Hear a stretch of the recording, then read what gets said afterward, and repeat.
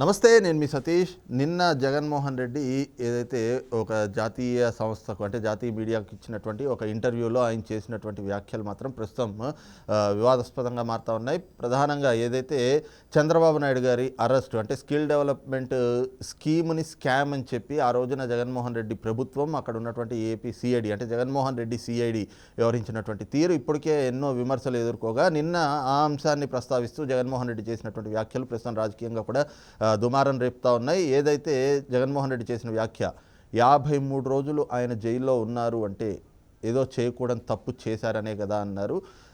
ఆ వ్యాఖ్యలనే ఈ రోజున ప్రతిపక్షాలు కూడా మరి ఆయన జైల్లో ఉన్నటువంటి సంఘటనని ఉదహరిస్తూ వాటిపైన కూడా మాట్లాడుతున్నటువంటి పరిస్థితి. మరి నిజంగా జగన్మోహన్ రెడ్డి చేసినటువంటి వ్యాఖ్యలు వాటి వెనకాతల జరుగుతున్నటువంటి చర్చలు ఇవే అంశాలు మనతో చర్చించేందుకు ప్రముఖ రాజకీయ విశ్లేషకులు అంకంరావు గారు ఉన్నారు. సార్ నమస్తే.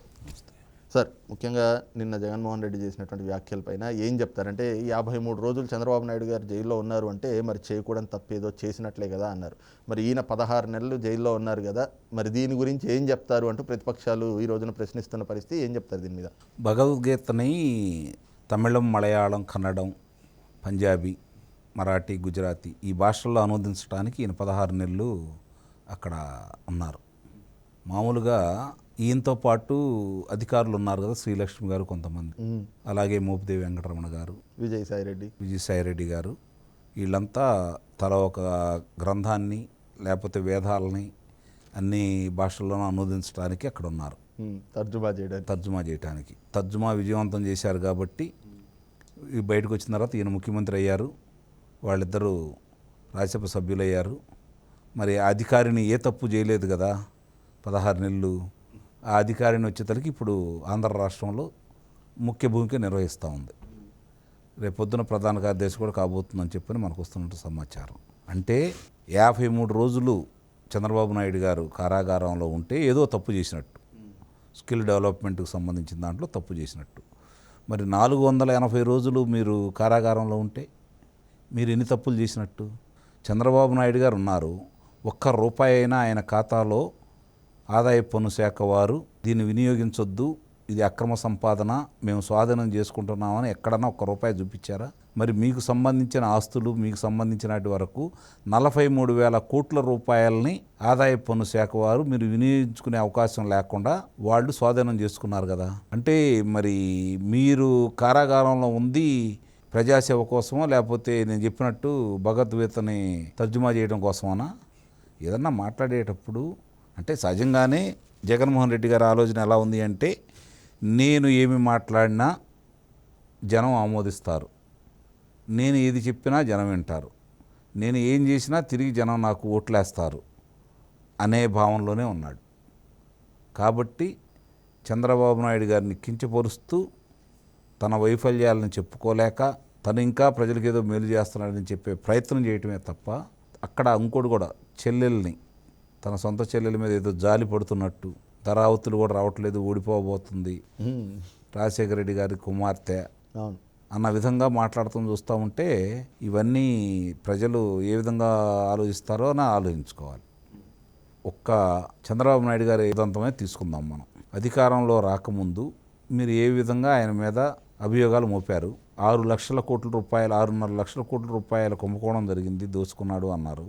అమరావతిలో ఇన్సైడింగ్ ట్రేడింగ్ అన్నారు. మరి ఇప్పుడు మీరు ఆయన మీద పెట్టిన అభియోగాలన్నీ ఆ రోజు మాట్లాడారు. దీంట్లో ఒక్కదానికైనా 5 సంవత్సరాల్లో మీరు ఎందుకు నిరూపించలేకపోయారు? దీనికి సమాధానం ఉందా?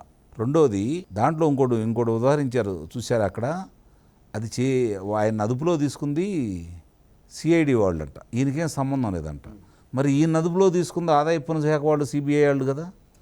మరి చంద్రబాబు నాయుడు చేశాడు, చంద్రబాబు నాయుడు గారు చేయించారు, కాంగ్రెస్ పార్టీ కలిసిపోయి చేయించాడు, భారతీయ జనతా పార్టీతో కలిసిపోయి నన్ను కారాగారంలో పెట్టించారని చెప్పని మరి ఆ విధమైన బేల పలుకులు ఎందుకు పలుకుతున్నారు? అంటే ఈ ప్రజలకు తెలియవనుకుంటున్నారా, ప్రజలు దీని గురించి ఆలోచించమనుకుంటున్నారా, లేకపోతే మీరు ఏం మాట్లాడినా చెల్లుబాటు అయ్యిద్ది అనుకుంటున్నారో వాళ్ళే చెప్పాలి, జగన్మోహన్ రెడ్డి గారే చెప్పాలి దీనికి. నిన్న ఒకసారి మీరు ఈ గతంలో కూడా ఆ రోజు కూడా చూశారు కదా, తిరుపతిలో ఇచ్చినప్పుడు కూడా ఏమో ఓడిపోవచ్చు అని చెప్పారు కదా, ఓటమిని ఆ రోజు అంగీకరించారు కదా. తిరిగి ఈ రోజు కూడా ఓటమిని అంగీకరించారని అయితే నేను భావిస్తున్నాను. జరుగుతున్న కార్యక్రమాలు ఇవన్నీ చూసుకుంటూ ఉంటే ఓటమిని తిరిగి మళ్ళీ అంగీకరించారు.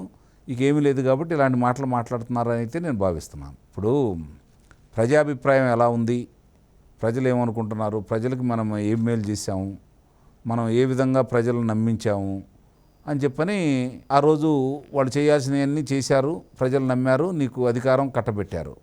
అధికారం కట్టబెట్టిన తర్వాత నువ్వు వెలగబెట్టిన నిర్వాహకం ఏంటి, రాష్ట్ర ప్రయోజనం దాంట్లో అన్నారు చూసారా, పరిశ్రమలు తీసుకొస్తే అదే గొప్ప, ప్రజలకు మేలు చేయడం గొప్ప కాదా అన్నట్టు మాట్లాడారు కదా. సంపద సృష్టించేసి ఆ సంపదను ప్రజలకు పంచిపెడితే ప్రజలు బాగుంటారు, ఆ సంపద సృష్టిలో వాళ్ళు భాగస్వాములు అయ్యి కాని వాళ్ళు, ఇబ్బందులు పడేవాళ్ళు, అంగవైకల్యం ఉన్నవాళ్ళు, లేకపోతే వయోవృద్ధులు, అనారోగ్యంగా ఉన్నవాళ్ళు, వాళ్ళకి అలాంటి దానికి ఇస్తే వాళ్ళకి చేయూతగా ఏర్పడుతుంది. అంతే తప్ప అప్పులు చేసేసి ఆస్తులు అమ్ముకొని ప్రజలకి ఆ ధనం పంచితే దానివల్ల అభివృద్ధి ఎలా సాధ్యపడుతుంది, ఇప్పటికీ అర్థం కాని విషయం. మీరు వాళ్ళకి ఏదో మేలు చేస్తున్నామని చెప్పిన సంక్షేమ పథకాలు పెడుతున్నారు, సంతోషమే. నిజంగా దాని ఫలాలు అందరికీ అందితే, నిజమైన లబ్ధిదారులు అందితే మనం కూడా సంతోషపడాలి.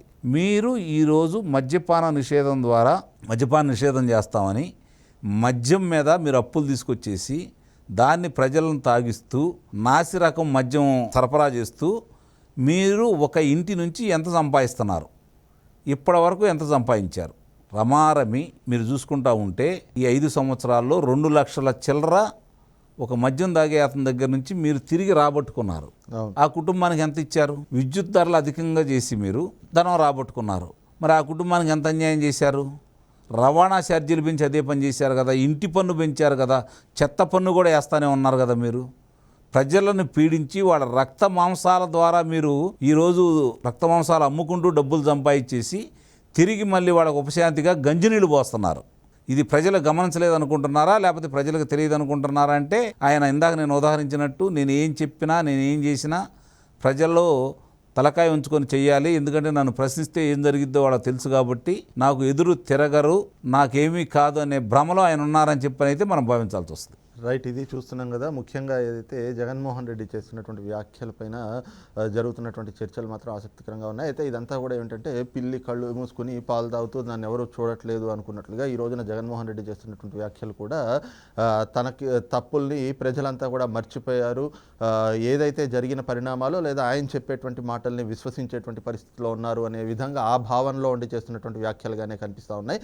కానీ ప్రజలు మాత్రం అంత అమాయకంగా లేరు. ఖచ్చితంగా ప్రజలు అన్నీ క్షుణ్ణంగా గమనిస్తూ ఉన్నారు. కాబట్టి రేపు ఎన్నికల్లో ఖచ్చితంగా జగన్మోహన్ రెడ్డికి ఒక బుద్ధి చెప్పి తీరుతారు అన్నటువంటి భావాన్ని కూడా ప్రముఖ రాజకీయ విశ్లేషకులు అంకమరావు గారు వ్యక్తం చేస్తూ ఉన్నారు. Thank you.